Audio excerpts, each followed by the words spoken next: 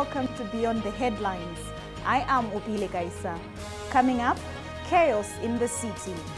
We look at how urbanization and poor planning is affecting some city dwellers. We have to leave our cars here as there are no access roads beyond this area, even though hundreds of people live far out.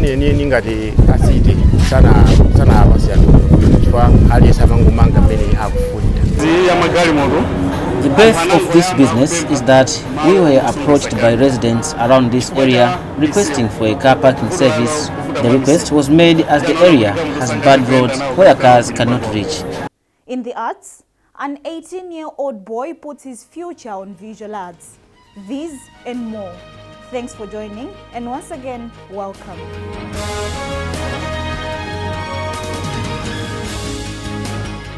Imagine living in a city area where there are no access roads, where you park your car away from your residence.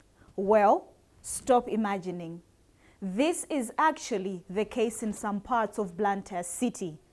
Urbanization and poor planning are forcing some residents to live in tight spaces where, due to poor planning, there is no access roads to their residences. Kankhono tells the story of one of such areas in Machinjiri. It's a busy evening here at Chikapa Township in Machinjiri in Blantyre. In this township, helter-skelter kind of movements make most of the evenings. This is a peak hour for many residents who are heading back to their respective homes after a long day to bring bread and butter on their tables. For some, this is also a time to make a fortune. At Chikapa Township, commodities like vegetables, groceries and chuaya chips are a common sight. Unlike many businesses, which owners ply solely to make profit, others are done barely to offer a service at no profit. Among such is one Dennis Douglas, a security guard and a well-known businessman. When night falls, Douglas conducts patrols for the safety of shops and property. It is something he says he has been doing for a decade. The birth of this business is that we were approached by residents around this area requesting for a car parking service. The request was made as the area has bad roads where cars cannot reach. Charges for car parking service differs depending on the type of a car and the duration in which the car will stay at this place. For instance, a saloon car is charged 500 kwacha for one night, and for commercial cars like minibuses, the charges is 800 kwacha. It's quite a good business. Security is the only investment that was made, nothing else.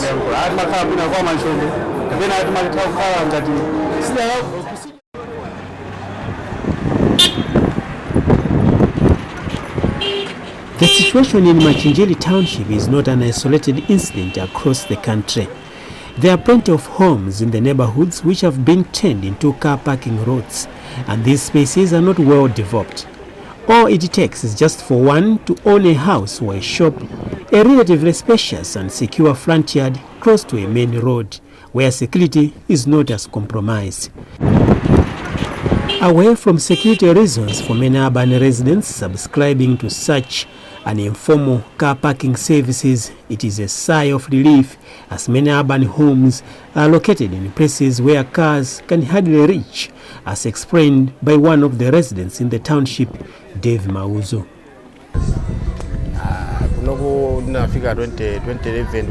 I came here in 2012. During that time, much of this place was made of pieces of farmlands. Houses were far apart, away from each other. With time, a lot of people started flocking to this place to build homes. Traditional leaders shared the land for among those that wanted the land, and there was no proper plans in terms of how people were to construct their homes. Eventually, no space for access roads were left. We have to leave our cars here as there are no access roads beyond this area, even though hundreds of people live far out.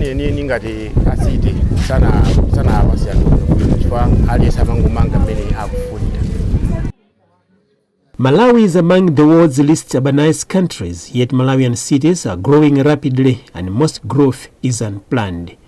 Just like is the case in areas like Zolozolo, Chiwanja and Chiwavi in Zuzu, Area 36, Chigwiri, and in Tandileni Lilongwe, the establishment of informal and unplanned settlements and encroachments are defacing the country's cities and compromising issues of hygiene and sanitation and fueling the pace of environmental degradation. In 2019, the Ministry of Land, Housing and Urban Development adopted the National Urban Policy to address challenges emanating from poor town planning and management.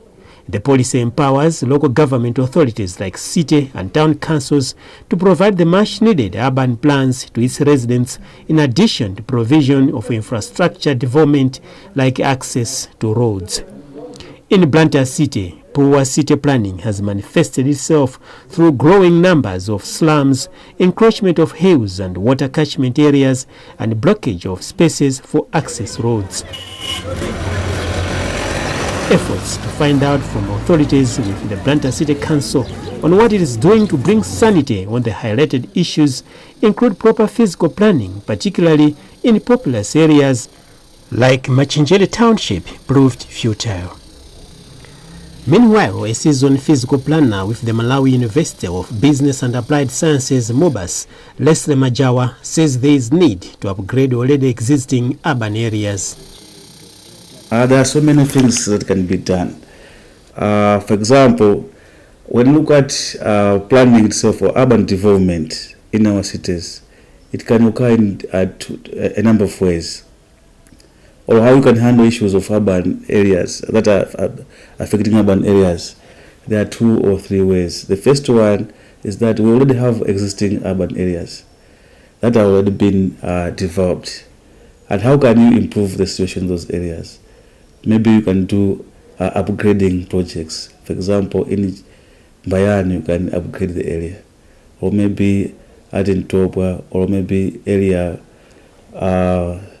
25 somewhere in Lilongwe. You can do upgrading projects.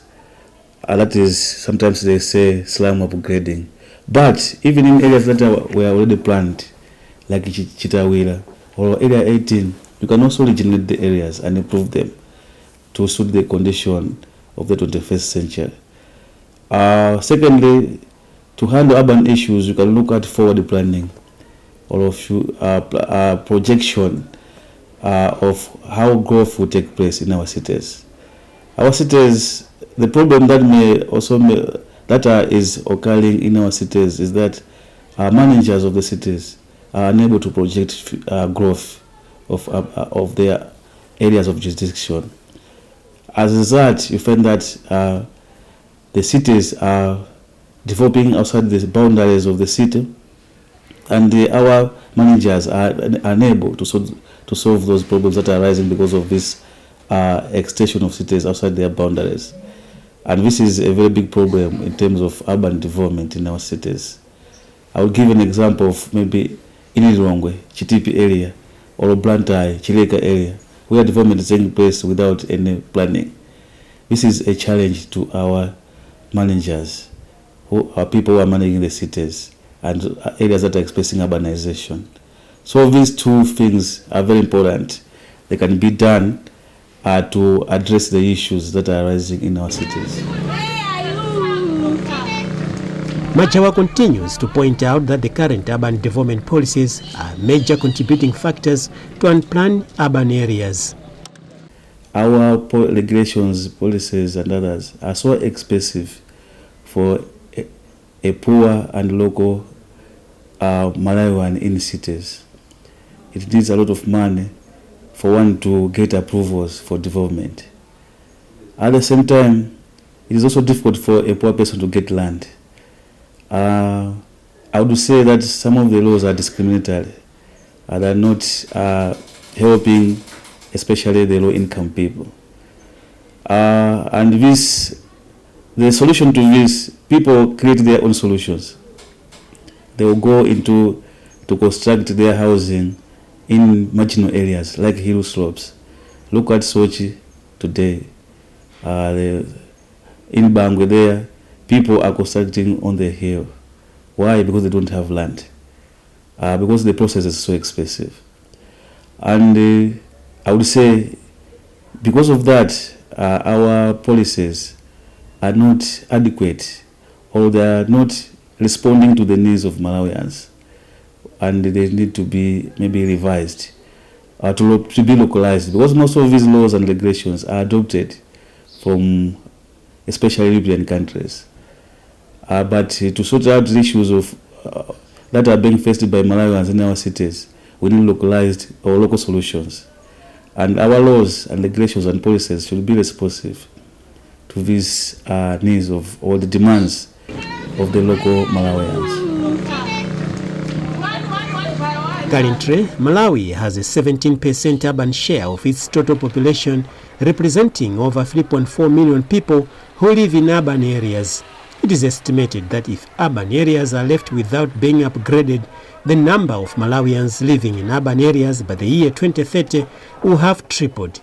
And when that happens, access to various social services and, of course, issues of hygiene and sanitation and access to clean and potable water will be a huge point of concern. Article 26 of the Universal Declaration of Human Rights accords everyone the right to education. But this remains elusive for some children who are physically challenged. They are often locked up by their parents. The reason for locking them up, they say, is to protect them from being ridiculed by their fellow learners. There is now an attempt to end this.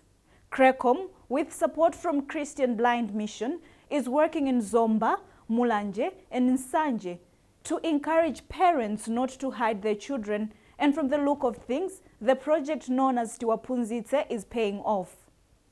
Over 2,000 children with disabilities have enrolled for school in the 3 districts. Our reporter Simeon Boyce visited one of the schools, Namachete in Zomba, to appreciate the situation. 13-year-old Matthias Maleso is a standard 1 learner at Namachete Primary School, Ntonda Education Zone in Zomba. A few weeks after enrolling with the school, Maleso is demonstrating that his journey to being literate is possible.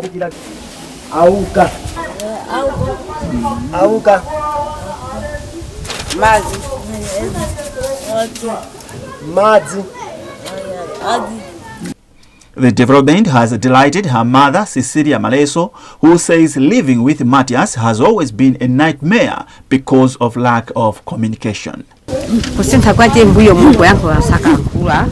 the past, he could not pronounce any word. It was challenging for him, but after he started attending school, he is now able to say some words like water and wake up. In addition, Matthias feared people because of having been isolated for long, as her mother used to lock him up inside her house whenever going out for some errands. This is no longer the case. It was a difficult thing for him to see people. He used to get scared and could crawl in attempt to run away.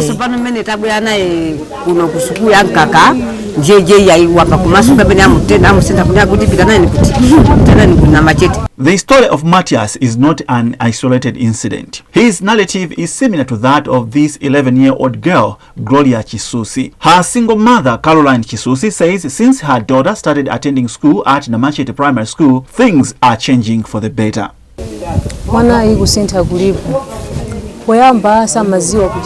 At first, she couldn't interact with her friends.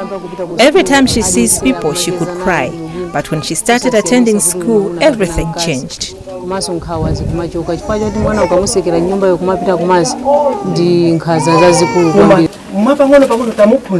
Hanek Robin, a teacher at the Namachete Primary School in Zomba, is the man behind the transformation of the 2 learners. He is among several others, including caregivers, who have been equipped with skills on inclusive education through the Tiwapunzitse project.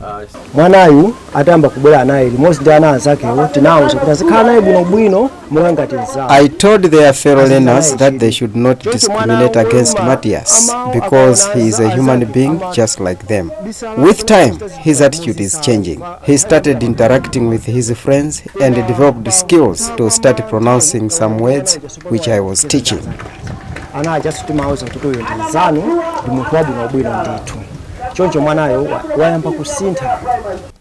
Matthias and Gloria are part of 2,000 children with disability that are now in school because of the 1 year to Apunzise project, which is being implemented in the 3 districts of Zomba, Nsanje and Mulanje. The Creative Center for Community Mobilization, CRECOM, in partnership with Christian Brand Mission, are implementing the project with the aim of increasing early grade literacy through teacher-guardian empowerment with inclusive education approaches. Executive Director for CRECOM, Alinafe Chubana, says the outcome of the project is encouraging. Yeah, I describe it as a very successful project that we have implemented within a short period of time because of the successes that we've registered in this project. Yeah, so for example, I will tell you that we've reached to 2,615 students, 1,900 and something at primary level, and then 632 at CBCC level. So these numbers are not simple numbers. When you think of that, these children, they were not going to school, and now with this project they are going to school. So it has been a successful project, and also because the chiefs, they've been greatly involved in this project. Some of the chiefs, they took part even in contributing towards the feeding program in these schools, the CBCC as well as the primary schools. On his visit to Namachete Primary School in Zomba District to appreciate the project, Christian Brand Mission International Chief Executive Officer Rainer Brockhaus expressed satisfaction with the impact of the initiative. He has since pledged to lobby for more funding for the extension of the project. My impression of this project is extremely positive. So what I have seen is a lot of engagement, a lot of energy on the side of the parents, the teachers, but then also volunteer community workers who really engage in order to make sure that children with disability can exercise their right to education. Well, the project will run at least until the end of this year, so we still have a few months to go. We at CBM are currently in our budgeting planning, and of course I will take all these wonderful impressions that I could gather here back home with me also into our budget planning.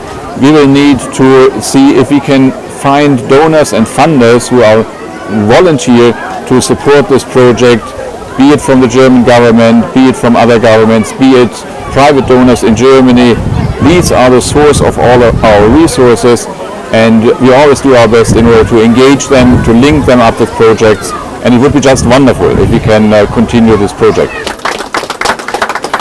With the project coming to the end in December this year, Director of Education, Youth and Sports in Zomba, Lucia Chidelengwa, says they will use the gains registered through the project to increase enrollment of learners with diverse needs. The impact that I've got from the project is most of our teachers in these 2 zones are now able to plan lessons, and their lessons are inclusive. They are including all learners with the diverse needs.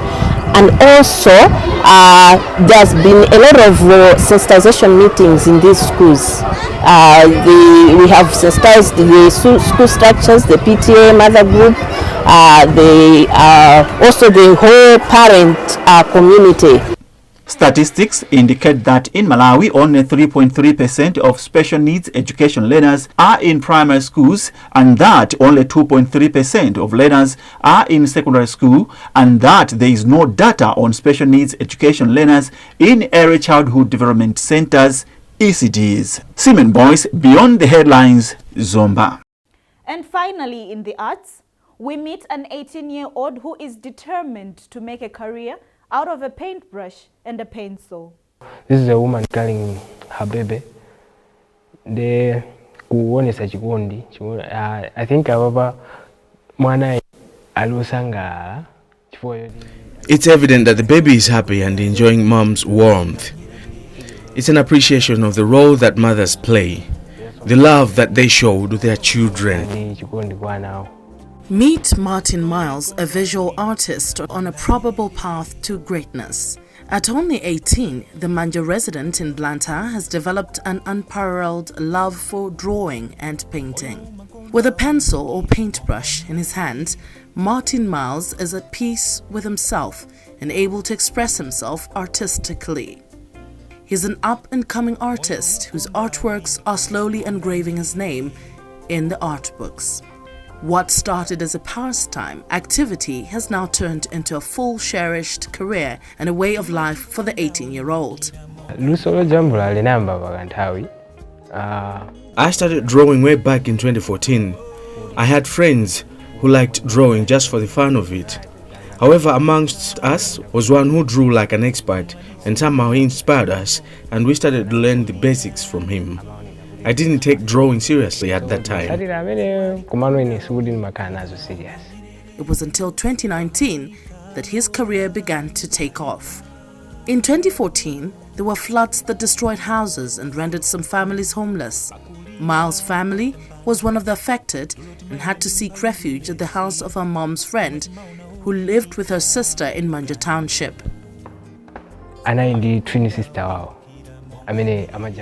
Our host in Manja had a twin sister who was also an artist. At first I thought it's the usual stuff that we did, but then I realized she was very serious. She knew more than I did. Nice pencil sketches and beautiful shades. I was impressed by her work. So good that she sold some of the artworks. I learned one of the techniques, and then I realized that I can make money out of drawings and was a bit serious this time around. The young man, who once aspired to be a Catholic priest, would later find himself at Sochi Hill Secondary School, where he did expressive arts. But it was really in 2019 that his career began to shape up, and soon, with a pencil, he began to make sense. For a start, he is into animal and faces drawing and has managed to win a few admirers and likewise a few customers to himself. Martin is so far encouraged by the support he gets from his few clients. They're not many, but with them, he's moving forward. Yes, so much. We are making more money according to how you market yourself. Because we are making more money according to how you market yourself. Because talent like this is not something you make money with. There are some who love art. But then, materials and materials are art so just because. But then you have put in materials and they are expensive materials, so you can't be giving for free your artworks just because you can't make money. Those that love art buy the artworks. It's like an investment. You have to get something out of it since you have invested. It's like an investment. We buy paint, brushes and cloth and paper, which we use at canvas. So to talk of drawing, they might have to spend almost 10,000 for a single drawing. Drawing ya pencil, koma kupenti sina kazigike bwino. Kuzipanga zimene zijazo pamapezeka anthu and palima events omwe anayikidwa ngati wezimu. There are events when we sell our artwork, like Art in the Park, where artists are able to sell their artworks. There are whites and people from all over who come to buy. With 3 or more pieces, you can earn money that you can use for some time. Tingoyerekeza munthu agulisa mapisi atatu 4 ndi ndalama zokwanira zokuti zitakusunta for a time. Art is generally expensive, and so are its materials. As a result, not many locals buy artworks. However, Martin says this is changing as many more indigenous Malawians are embracing the art culture. He believes art, if well marketed, can be profitable.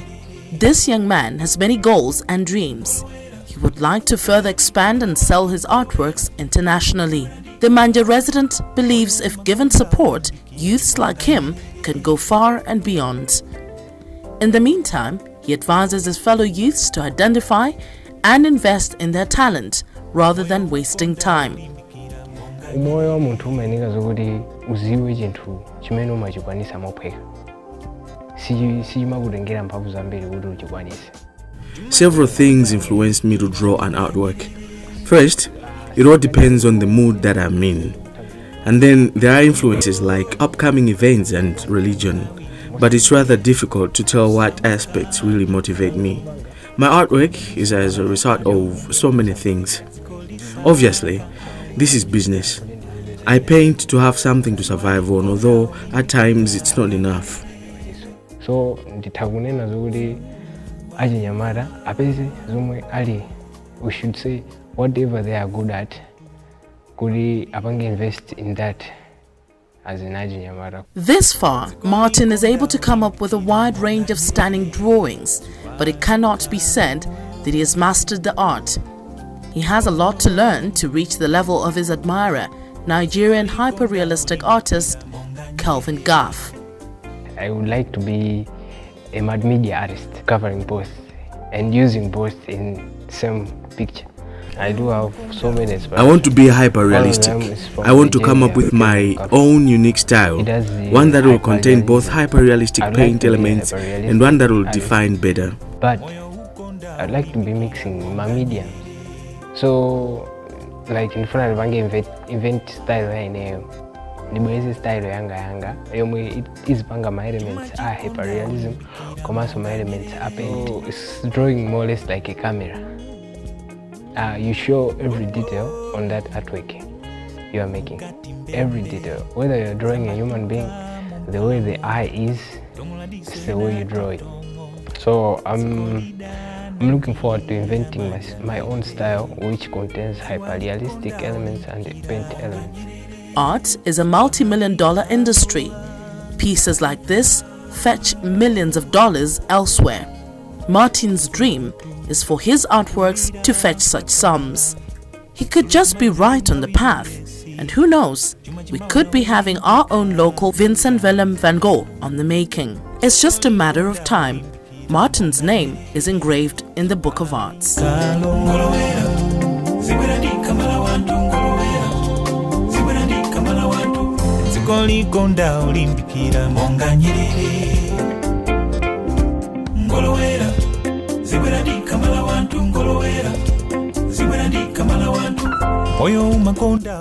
Well, with that we come to the end of this edition of Beyond the Headlines. Let us know what you think about any of our stories. Leave your comments on MBC Facebook page. I am Mupile Kaisa. See you next week.